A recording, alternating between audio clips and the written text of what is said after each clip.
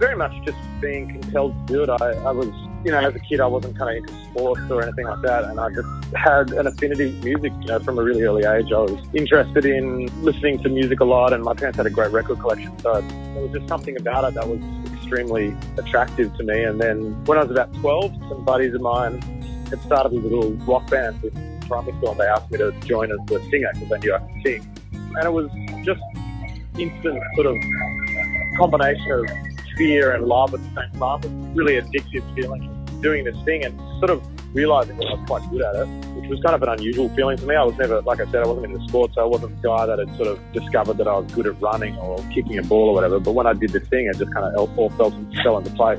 And from there I was completely addicted. So it was literally from the age of 12 onwards, it was really all I thought about or aspired to do. And it was as simple as that. So all the way through high school, and then after high school, I was just committed to making it work. And it took another sort of 8 years, but that's all I was focused on doing.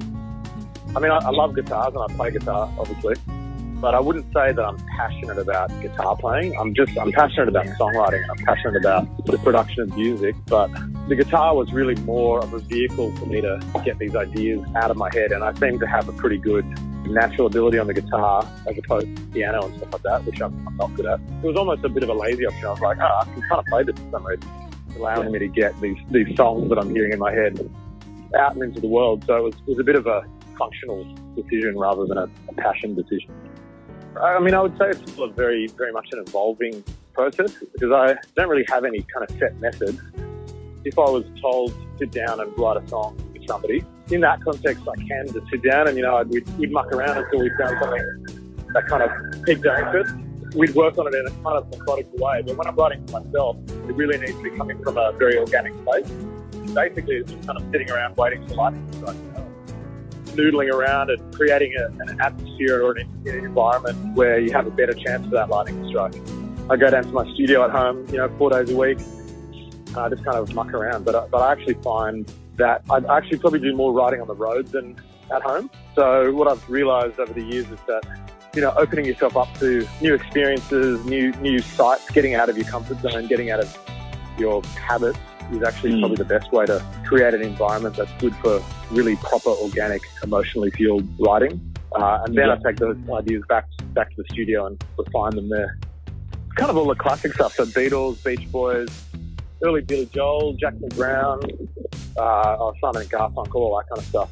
I was really mostly interested in lyrics, even as a kid, and story songs. So all of those things where I could really visualize the stories that were being told by these songwriters. That was my main thing that I really loved to do, was just to lie down and listen to the records and imagine the scenarios that were being played out. It's not because I want to, but it's because I'm a dad now. I've got 2 kids. Despite having a studio at home and despite being a full-time musician, I actually do find that balancing, being involved in music and also being a present, good dad and stuff like that does kind of take me away from music a bit. I mean, there was a time in my life when I'd be out seeing bands, 3-4 times a week, and in between that I'd just be spending all day playing guitar and jamming or whatever. And I have less time in my life for that. That's nothing to do with a choice, that's just how life is unfolded.